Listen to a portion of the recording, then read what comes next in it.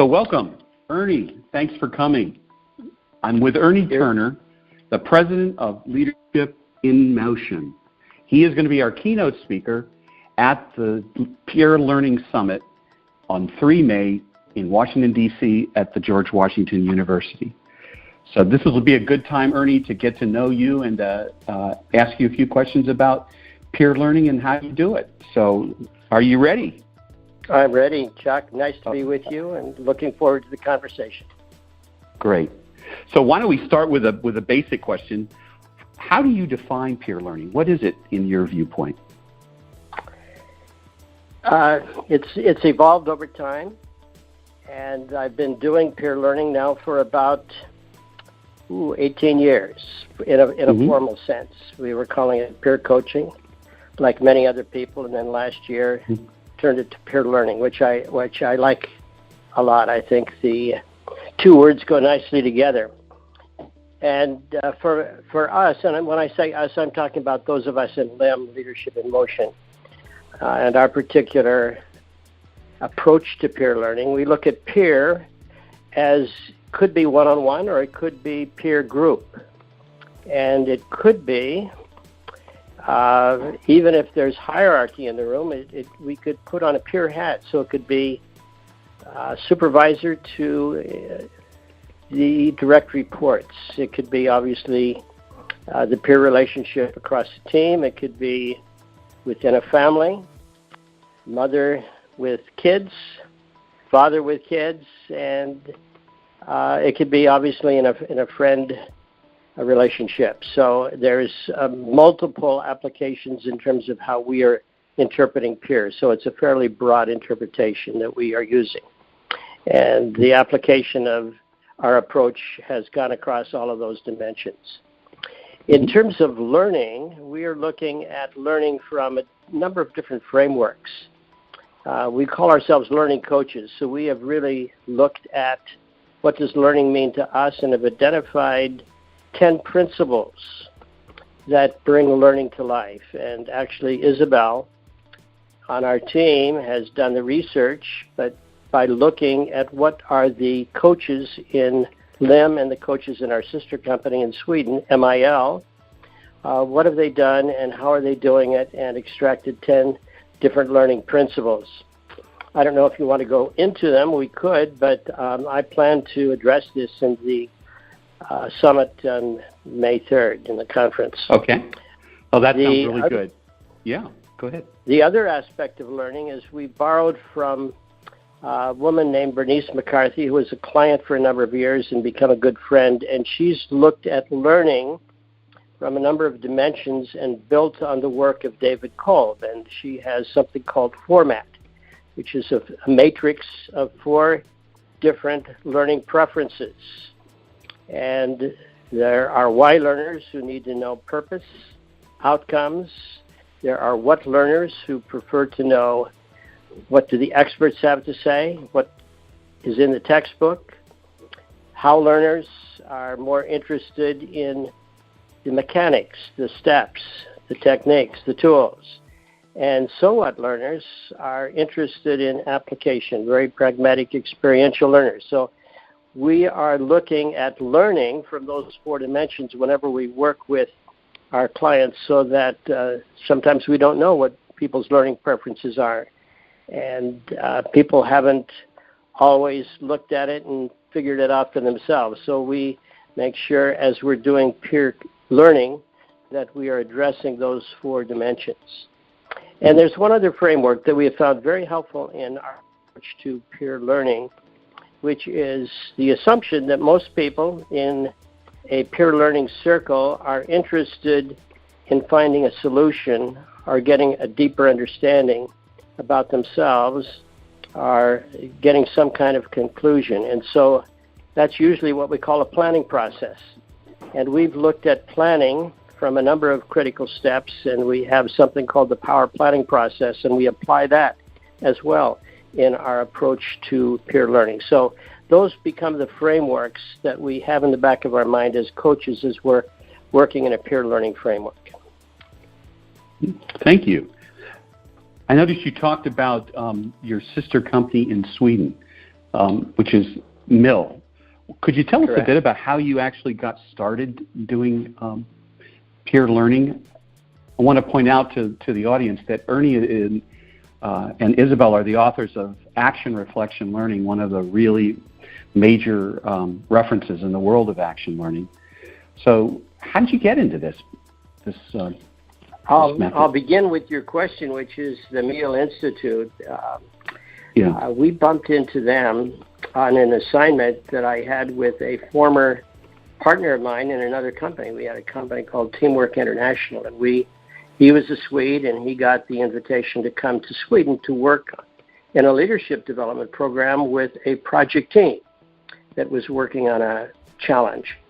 And so we spent a week working with this particular leadership development program and actually several teams, and became very excited by their approach to leadership development. And so decided that we would give up our practice of just working with teams and taking on a similar model to leadership development that was running under the rubric of action learning. And the more we got to know what the Swedish partners were doing, we realized that reflection was a critical element of action learning. And so we, with them, put reflection into action reflection learning. So, and I can tell you a little bit more later how reflection comes to life within the process that we're using and our Swedish partners are using. And that happened about 32 years ago when we first had that assignment. It really changed the way LIM has been working and thinking. It brought LIM to life. We hadn't started the company then, but it was a fundamental change in our mindset around learning, and we were more in the training business. We were doing some work with American Management Association and running training workshops for them in different parts of the United States, and that's when we got the invitation to come to Sweden. And then to the second part of your question was, how did peer learning get started within our practice? That happened in 2001. We got an invitation with AstraZeneca to help them in the merger of their two companies, Astra and Zeneca. And we co-designed with them a leadership development program for their top 600 people, approximately 300 from Zeneca and 300 from Astra. And as a consequence of that, one of the elements of that leadership development program was a peer coaching process where small groups would come together and one person would bring his or her challenge. So it was a way to work on real business challenges and at the same time start to learn a little bit about one another across the two companies, as well as obviously learn a very powerful process. And it was over the years that we've been refining that process. Little steps along the way that I think have made it very user-friendly. And that's the approach that you've been exposed to a little bit, and we'll be telling a little bit more on May 3rd. Great.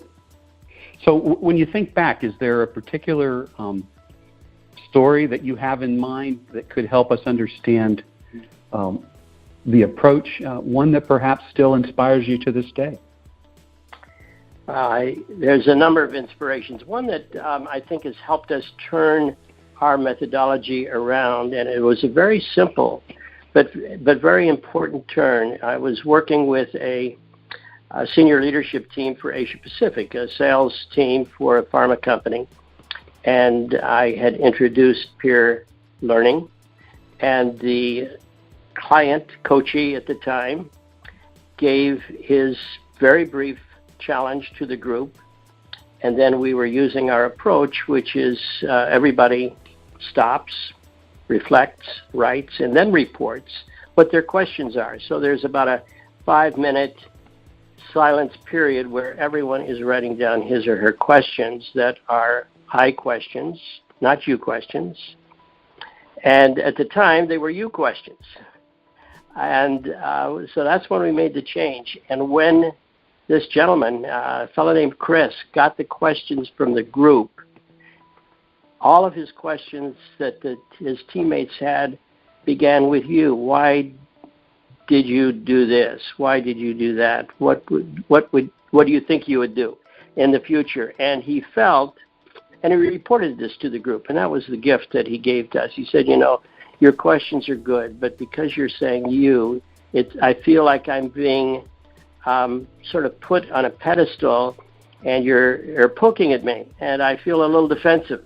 And I don't want to feel that way. What would be helpful if you could convert those into I questions? And from that point on, we did. So to me, that was a significant insight. By putting ourselves in the position of the coachee and asking questions as if we were him or her has really given us as coaches, or peers in this case, more empathy. And it allows the individual to hear it without the defensiveness that Chris reported the first time around. So that was a big change. Wow. There's another story that is fairly recent, and it happened on a beach in the Philippines about 3 months ago now. I was going diving, and I hadn't made a reservation. I was going to make it later that morning. It happened to be a Sunday morning. And I was sitting outside having my breakfast, and a woman walked along the beach, and she stopped by where I was standing and said, can I talk to you for a few minutes? And I jokingly said, no, I'm busy. And she started to walk away. I said, no, I'm just joking. And she came back, and I said, what do you want to talk about? She said, well, I am selling dives for people who are interested. I said, yeah, perfect. I was just going to go for a dive shop and make a booking. Tell me a little bit about it. So she did. And then we got into a bit of a conversation around, the job that she had. And I said, it sounds like a great job you've got, walking along this beautiful beach and finding people like me who want to go diving and selling them a dive package. And she said, I enjoy it, but my real dream was to be a teacher. And tears started to come into her eyes. And I said, tell me more. So she started to tell me a little bit about the background. And I won't go into it here, but what came out of it, after about 5 minutes, I said, Wilsie, she had introduced herself. And I said, Wilsie, would you be interested in going through a little process? It won't take more than 20 minutes. It's called peer learning. And she said, okay. So I went into my room, got some paper, and 2 pens and some Kleenex for her since she had been crying. And I explained the process. And so she wrote down her questions. I wrote down my questions as though I were her. We just exchanged the questions, and then we looked at the offers, the second step of the process. And when we finished, she had a smile on her face. She said, you don't know how powerful this is in terms of helping me. Last week, I was considering committing suicide. And I said, what? And she said, I'm so glad I didn't. I now think that I have some steps to solve the dilemma that she has been in. She hadn't told her husband about her dream to become a teacher, and was just sort of sitting on this only way of earning a living, which was going up and down the beach. And I'm going to see her in another couple weeks, actually, in 10 days. I'm going back to the same dive spot to do some diving. So I'm so eager to hear how she is doing and get the second part of the story. But that I hope we get to hear it at the summit. Yeah, I'd be happy to tell you. So there's a lot of stories around it. Yeah. But it's, as you can hear, and well, that it is so applicable to personal, to family, to business, to community. It's just such an easy, simple way to help people help themselves. Absolutely. In your latest book, Gentle Interventions for Teen Coaching, you talk about the little things that make a big difference in teen coaching in this case. So can you give us some examples of some of these little things? Yes. Perhaps the simplest is part of the peer learning process. It's what we call stop, reflect, write, report. And it happened when I was working with a leadership development program in France. We were working with a senior leadership group, and one of the guys in the group said, Ernie, before we get into brainstorming around possible ideas for this project, which was what we had been doing, we said, before we jump in and make a decision, why don't we brainstorm? What would it be like if? And he said, I don't operate very well in those kind of brainstorming. It's sort of more for people who are spontaneous and extroverted and can speak out loud very quickly. I need time to think. Would you give us about 10 minutes, and each of us could take a flip chart, and on the flip chart, write down our ideas, and then we go around and read to each other our flip chart. And I said, Ron, that's a great idea. Let's try it out. And we tried it out. And so within 10 minutes, the 6 guys on the team each had generated about 15 different ideas. And when you think of brainstorming, usually, somebody's standing up at a flip chart trying to write down what somebody else is saying, often getting the spelling wrong, and it takes a lot of time. So in a 10-minute time in a brainstorming session, maybe you could get 20 ideas out. But in this 10 minutes of everybody in the team generating their own ideas, we got about 60. And it just made such a difference because the introverts and the extroverts all had equal opportunity. And I've seen this particular technique really transform teams and their ability to really allow the introverts to have equal time on the playing field. So it's been very exciting. Just another quick story, Chuck. I was working with a team in it was a big food company, and the head of the international division was an Indian who said, Ernie, I really need some help with my team. I've got 2 guys on the team that I don't know why I hired them. I'm ready to fire them, but I would like to give them one more chance. And could you work with our team for a few days? And so I said, sure. So we ran our high-performing team process with his team. And I said, by the way, don't tell me who these 2 individuals are. And he said, okay. 2 days later, at the end, in the closing, he turned to his team and he turned to me and he said, I told Ernie that 2 of you were ready to get fired because you never spoke up. He said, if anyone was to be fired, it should have been me. I speak too much. I don't give you guys time to think or time to talk. And he said that simple technique that we've learned, this stop, reflect, write, report, this SRWR, has revolutionized the way we've been working over these 2 days. We're going to use it from now on. So just that simple intervention is really, I've seen it time and again, help people in teams ensure that everybody has an equal opportunity. It forces the extroverts to edit, which is not bad. It helps those of us, like me, introverts. It gives us time to think, and by writing it down, there's power in the pen that we don't even realize. Once one idea comes out, gets written down, other ideas just pop out automatically, like a little penny pouch. When you punch one penny out, the other one comes up. And it provides then better thinking and then better listening because everybody knows they get a chance. So that's one of the gentle interventions that stands out. There's another one, equally simple, that is similar to paper, scissors, rock. And when I introduce it to a team, some people have that paper, scissors, rock feeling, saying, oh, that's Mickey Mouse, that's kid stuff. And it's around decision making. So I'm normally in teams, one of the critical processes is making decisions. And my experience has been that that's one of the worst processes in almost every team. They haven't discussed how to make decisions. And so therefore, frequently, they are not inclusive. Often majority wins. Sometimes they don't even raise hands. They go by grunts or nods or body language. And so I, at the appropriate time, said, would you be interested in a decision-making process that will allow everyone to speak up and do it at the same time so that no one has undue influence, the leaders or the informal leaders? So the answer is always yes. So I introduce what we call Fist 5, which is you put up a fist if you don't like the decision. You say, I don't like it. I can't live with it. If I could, I'd walk away. But because I have a mortgage to pay, I'm going to stay. But I want you to know that I don't like this decision at all. 1, I can live with it. I'm not excited about it.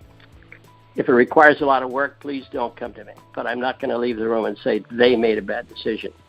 2, it's okay. Not excited, but it's okay. 3, I think it's good. 4, I think it's excellent. 5, we must. This decision is one that we have to make. And on the count of 3, once the proposed decision has been stated, everybody can put up on the count of 3 the same time a fist, a 1, a 2, a 3, a 4, or a 5, and hold it there so everybody gets a chance to see. And then find out what's missing for those who put up a fist. And for those who put up a 5, let them say why they see it as a 5. So having that chance to talk across the chasm of a fist to a 5 often brings out information that the others don't know. And that's usually what's missing often in terms of deadlocks and decision. People haven't inquired what's missing for you or what do you know that I don't know. And one of our clients has said by using that simple decision-making process, it has saved an hour out of their 3-hour board meetings. They say, without doubt, we have been able to get into a decision very quickly, sometimes make them before much sooner than we normally do because often we're in violent agreement. So those are 2 very simple interventions. The book that you referred to, Gentle Interventions, has 32 stories introducing 32 different interventions like the 2 that I just mentioned. Mm-hmm. Thank you, Ernie. So we talked about reflection a good deal throughout this conversation. Can you tell us a bit about why you feel reflection is so important and why it's often neglected? Yeah. I tell people when they say, why do we need to reflect, Ernie? Come on, time is money. And we can't waste time sitting around reflecting. I said, think of reflection as thinking. Is thinking important in your business? And then the answer is yes. So I said, okay, if the word reflection gets in your way, think of it as thinking. Because thinking is critical to taking a decision. Thinking is critical before we even start talking. So giving people time to think is vital to any company, any team's bottom line.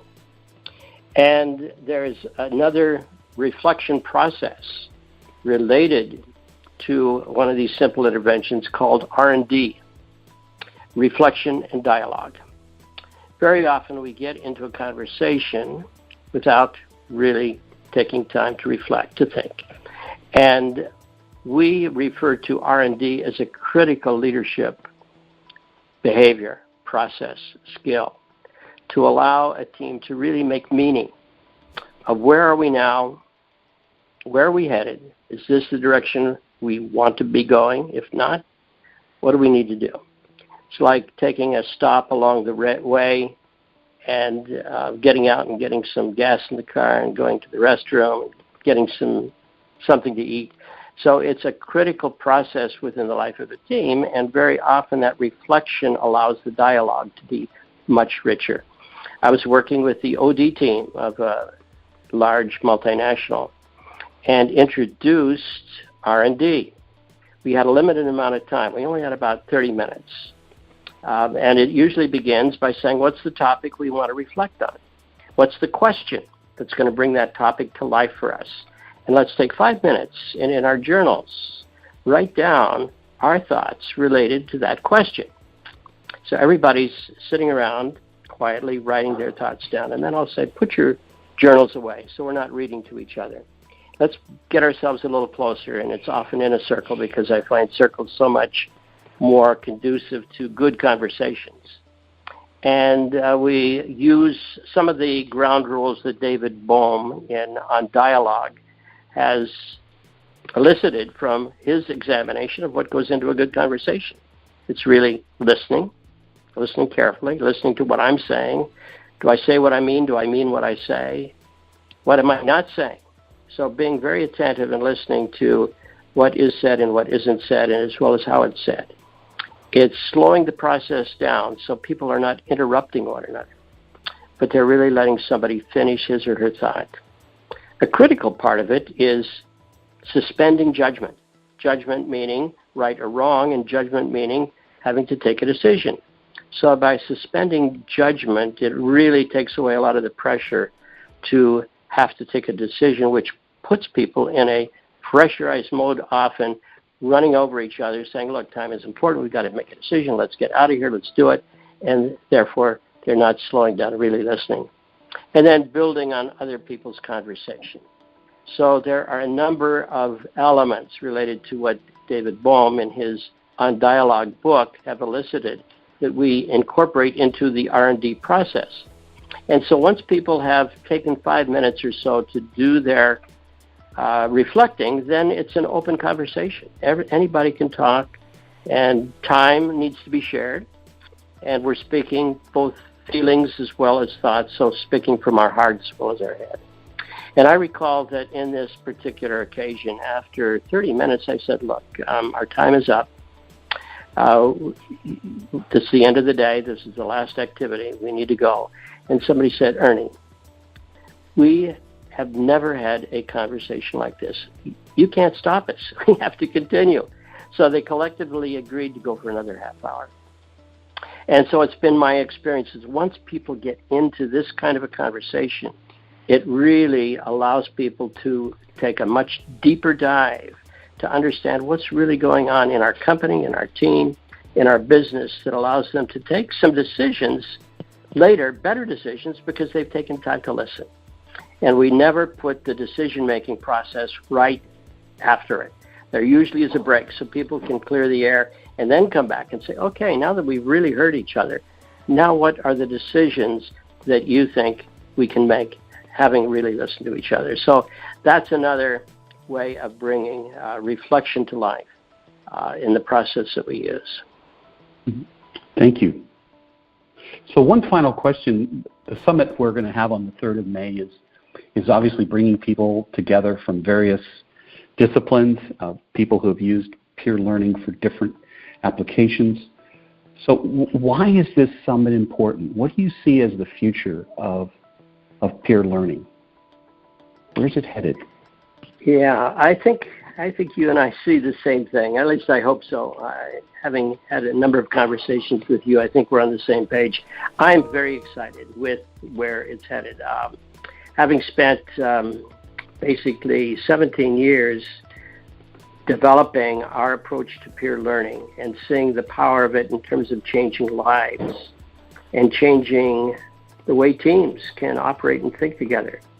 It requires so little in terms of preparation. It just requires a little discipline around the process and an approach we use to ask questions that are open-ended, that are I questions and not recommendations pretending to be questions. And this is something anyone can, with just a little bit of guidance, develop. And asking good questions can really revolutionize the way a team works and therefore the way a company works. And it has direct connection to the bottom line, to profitability. And I've seen it in companies as they start incorporating and using it as part of the practice of business meetings.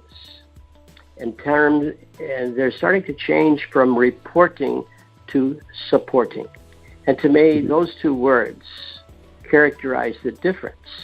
So often business teams are sitting there waiting their turn to talk about what's happening in China, and then somebody talks about what's going on in Japan. There's PowerPoints. People are working with their mobiles under the phone, or under the table rather, and there's very little listening going on. But when you roll up your sleeves and say, I've got a problem, I need some help, that word help is a magic word, and it really transforms the way teams and people can come together and support one another. Time flies, people get supported, and I think it's catching on as people are hearing about it. Articles are being written about it. We're seeing it in our practice. And I think, the purpose of the third is to share from those of us that have been using it some of the stories and insights. And I think we're reaching a tipping point. And one of my hopes for the third is that the end of the third, like the end of the conference that we had a few months back, we can really come up with some critical next steps where we can reach out and support one another in further increasing the use, the practice of peer learning. Ernie, thank you very much. I'm very anxious to hear your keynote and to once again experience your methods. Thank you so much for taking the time to be with us today, and we'll see you at the Marvin Center at George Washington University on the 3rd of May. Thank you. I'll be there. Looking forward to it, Chuck. Thanks so much for setting up this time. You bet. Thank you.